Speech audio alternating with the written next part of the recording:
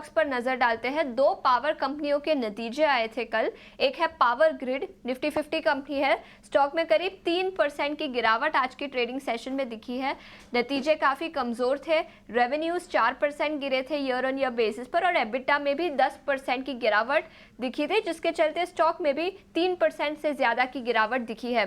इसी के साथ टोरेंट पावर पर भी नजर डालते हैं। इस स्टॉक में करीब 2 से 2.5% की तेजी दिखाई दे रही है। वैशाली जी, आपसे राय लेना चाहूंगी, दोनों ही पावर स्टॉक्स पर क्या राय बनती है, पावर ग्रिड और टोरेंट पावर?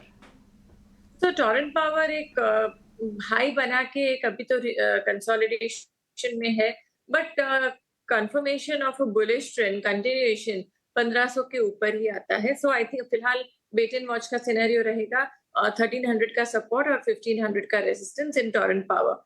पावर ग्रिड की बात करें तो of course there is nothing much. एक लॉन्ग टर्म ट्रेंड तो जरूर इंटैक्ट है, और फिलहाल एक जस्ट नो ट्रेंड जोन में है। तो आई थिंक 300 और 330 की रेंज में ये स्टॉक को देखना चाहिए। आइदर वेज अगर ट्रेंड का एक ब्रीच या ब्रेक होता है तो क्लैरिटी आएगी। ज़रा गौर कीजिए सुज़लॉन एनर्जी पे। और हमने कल भी देखा था कि तेज़ी यहाँ पर नज़र आई थी। आज हम देख रहे हैं कि अच्छी तेज़ी, लगभग 3.25% की तेज़ी हम इस वक्त देखते देखते हमें नज़र आ रही है। पिछले 5 ट्रेडिंग सेशन में भी ये स्टॉक वोलेटाइल मार्केट में लगभग 12.25% का रिटर्न दे चुका है।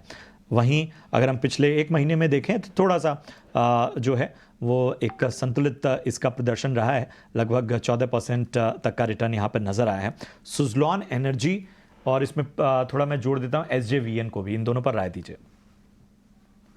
सुज़लॉन का एक अच्छा सा ट्रेंड बन चुका है। इनफैक्ट ये रैली शुरू हुई है दोबारा, जो मोमेंटम रैली है वो 41 लेवल से है। तो वन वे तो थोड़ा रिट्रेसमेंट जरूर आ सकता है, बट ओवरऑल ट्रेंड बुलिश है। इन ऑल लाइकलीहुड वो प्रीवियस हाई 50-51 लेवल्स को रीटेस्ट कर सकता है। तो आई थिंक इसमें बने रहना चाहिए, और 40 के स्टॉप लॉस के साथ। और दूसरी बात करें SJVN की, तो SJVN also it's doing very well.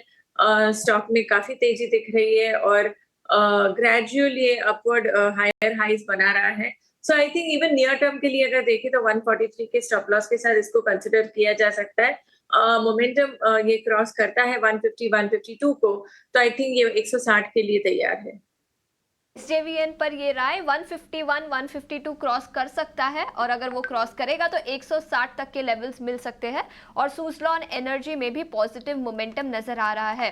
ये राय थी दोनों ही स्टॉक्स पर। कुछ मेटल स्टॉक्स की बात करते हैं, उसमें हिंदुस्तान जिंक। याद रखें पिछले 1 महीने में करीब 90% का गेन्स दिखे हैं, लेकिन आज के ट्रेडिंग सेशन में निफ्टी मेटल इंडेक्स सबसे बड़ा सेक्टोरल लूजर तो है ही, उसी के साथ निफ्टी मेटल इंडेक्स में टॉप लूजर हिंदुस्तान जिंक है। करीब 6% की गिरावट हिंदुस्तान जिंक पर है आज के ट्रेडिंग सेशन में। एक टेक्निकल राय ले लेते हैं। ग्लोबली कमोडिटी प्राइसेस चढ़ रहे थे, जिसके चलते मेटल प्राइसेस में तेजी दिखी, लेकिन अब टेक्निकल्स पर क्या राय बनती है हिंदुस्तान जिंक पर?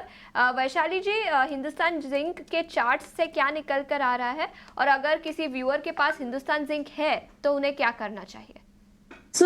देखिए टेक्निकली आप देखेंगे तो 280 290 लेवल से एक ट्रेंड रिवर्सल हुआ है, एक अच्छा सा लंबा कंसोलिडेशन के बाद।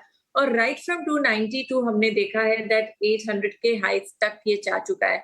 मेरे हिसाब से पार्शियल प्रॉफिट बुकिंग तो जरूर कर लेनी चाहिए, और या तो इनफैक्ट फुली प्रॉफिट बुक कर सकते हैं। और जो नहीं करना चाहते हैं तो वो ट्रेडिंग स्टॉप लॉस रखे 710 का।